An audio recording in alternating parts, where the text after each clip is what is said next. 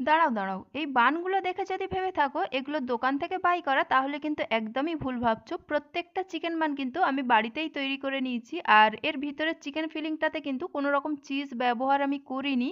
এর আগে তোমাদের সাথে আমার চ্যানেলে একটা চিজ দিয়ে চিকেন বানের রেসিপি শেয়ার করেছিলাম, সেটা তোমরা বেশ পছন্দ করেছিলে। তবে আজকের তোমাদের সাথে শেয়ার করলাম উইদাউট চিজ চিকেন বানের রেসিপি, যেটা দেখতে তো নিঃসন্দেহে একদম দোকানের মতোই হয়েছিল, আর খেতেও কিন্তু অপূর্ব স্বাদ হয়েছিল। বাড়িতে কিন্তু একবার মাস্ট ট্রাই একটা রেসিপি।